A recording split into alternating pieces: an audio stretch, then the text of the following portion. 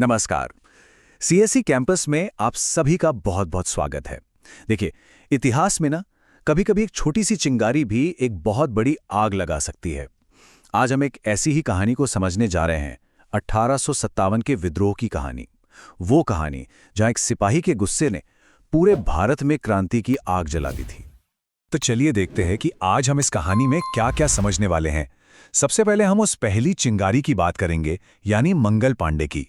फिर देखेंगे कि ये आग मेरठ से दिल्ली तक कैसे फैली, और आखिर में जो सबसे जरूरी है, हम उन गहरी वजहों को खोद कर निकालेंगे, वो राजनीतिक, आर्थिक और सामाजिक कारण जो इस पूरे विद्रोह का असली ईंधन थे। तो हमारी कहानी किसी बड़े युद्ध के मैदान से नहीं, बल्कि एक अकेले सिपाही के हिम्मत भरे कदम से शुरू होती है।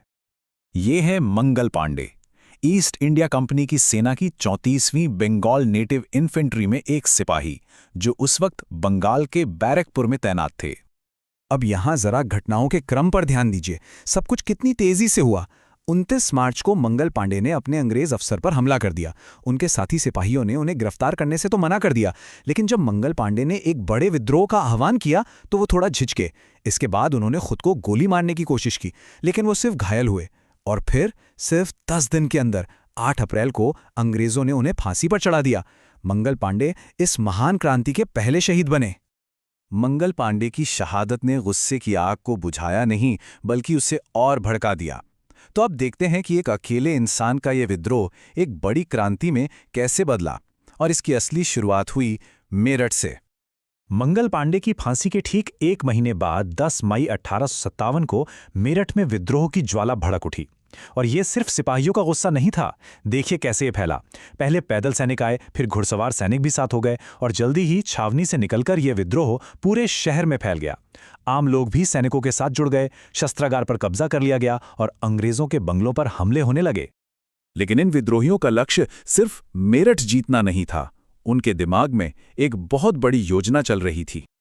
अगले ही दिन 11 मई को मेरठ के सिपाही दिल्ली के लाल किले पहुंच गए। क्यों? क्योंकि उन्हें एक नेता चाहिए था, एक ऐसा चेहरा जिसके नाम पर पूरा देश एकजुट हो सके। उन्होंने उस समय के मुगल बादशाह बहादुर शाह जफर, जो कि अब बूढ़े और शक्तिहीन हो चुके थे, उनसे नेतृत्व करने की अपील की। और जैसे ही बादशाह ने हामी भरी, इस सैनिक विद्रोह को एक राष्ट्रीय पहचान मिल गई। ये एक बहुत ही समझदारी भरा कदम था।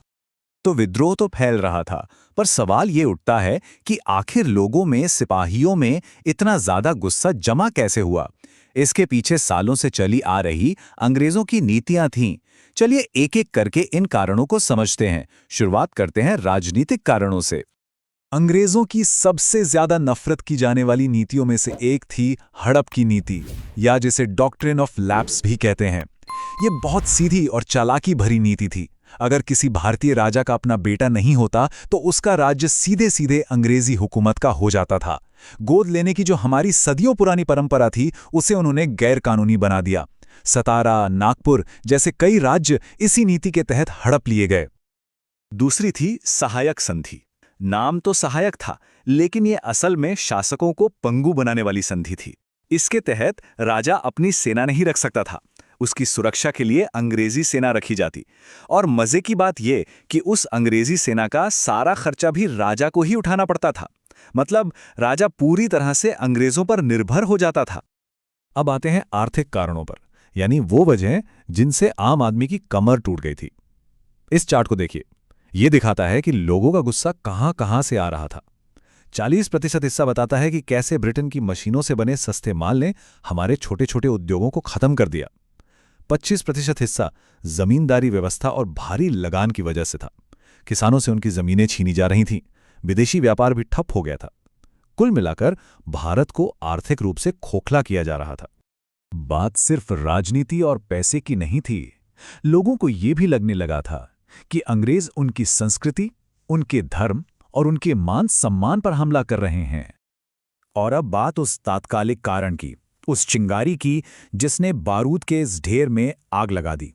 अंग्रेजों ने सेना में एक नई राइफल शामिल की, जिसका नाम था एनफील्ड राइफल। अब देखिए, पुरानी ब्राउन बेस राइफल और इस नई राइफल में एक बड़ा फर्क था।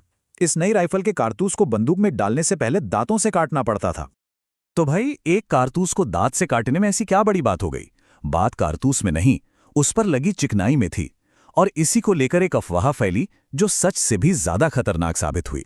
कहा जाता है कि ये अफवाह दमदम के शस्त्रागार से शुरू हुई, जब एक ब्राह्मण सिपाही ने एक निम्न जाति के कर्मचारी से पानी पिलाने को कहा तो उसने ताना मारा कि जल्द ही तुम्हारी जाति भी भ्रष्ट हो जाएगी, क्योंकि तुम्हें गाय और सुअर की चर्बी लगे कारतूस को मुंह से काटना पड़ेगा। बस ये बात जंगल की आग की तरह फैल गई। गाय हिंदुओं के लिए पवित्र थी और सुअर मुसलमानों के लिए हरा। बात सिर्फ कारतूस तक ही सीमित नहीं रही। एक और अफवाह तेजी से फैली कि अंग्रेज बाजार में बिकने वाले आटे में गाय और सुअर की हड्डियों का चूरा मिला रहे हैं। इन अफवाहों ने लोगों के मन में गहरा डर बैठा दिया। उन्हें यकीन हो गया कि अंग्रेज जानबूझकर उनका धर्म नष्ट करना चाहते हैं। इसके अलावा ईसाई मिशनरियों द्वारा धर्म परिवर्तन की कोशिशें, सती प्रथा पर रोक जैसे सामाजिक सुधारों को भी शक की नज़र से देखा जा रहा था। लोगों को लगा कि अंग्रेज अपनी संस्कृति और अपनी शिक्षा हम पर थोपना चाहते हैं और हमारे रीति रिवाजों को खत्म करना चाहते हैं। और खुद सेना के अंदर का माहौल कैसा था? भारतीय सिपाहियों के साथ बहुत बुरा बर्ताव होता था। उन्हें अंग्रेज सैनिकों के मुकाबले बहुत कम वेतन मिलता था और प्रमोशन का तो कोई चांस ही नहीं था। चाहे वो कितने भी काबिल क्यों ना हो, वो सूबेदार से ऊपर नहीं जा सकते थे। ये सब अपमान और भेदभाव का गुस्सा भी अंदर ही अंदर सुलग रहा था। तो चलिए, अब तक हमने जो कुछ भी पढ़ा और समझा है उसे परीक्षा के नजरिए से एक बार जल्दी से दोहरा लेते हैं। ये पॉइंट्स याद रखने बहुत जरूरी हैं। तो देखिए, इस पूरी कहानी को ऐसे याद रखिए। विद्रोह की एक चिंगारी थी, वो थे चर्बी वाले कारतूस और मंगल पांडे का विद्रोह। ये चिंगारी 10 मई को मेरठ में भड़की और दिल्ली पहुंचकर उसे एक पहचान मिली। लेकिन इस चिंगारी को भड़काने के लिए ईंधन बहुत सारा था जो सालों से जमा हो रहा था। राजनीतिक कारण, आर्थिक कारण, सामाजिक धार्मिक कारण और सैन्य कारण। और आखिर में एक बहुत जरूरी सवाल जो अक्सर परीक्षाओं में पूछा जाता है कि क्या 1857 के इस विद्रोह को हम सिर्फ एक सिपाही विद्रोह कह सकते हैं, या फिर जैसा हमने देखा कि इसमें किसान, कारीगर, राजा, जमींदार यानी समाज का हर तबका शामिल था, तो क्या इसे भारत का पहला स्वतंत्रता संग्राम कहना ज्यादा सही नहीं होगा? इस पर जरूर सोचिएगा। इस विद्रोह के क्या नतीजे हुए, ये हम अगले भाग में जानेंगे। और अपडेट्स के लिए CSE कैंपस को शेयर, कमेंट और सब्सक्राइब करना मत भूलिएगा। मिलते हैं अगले भाग में।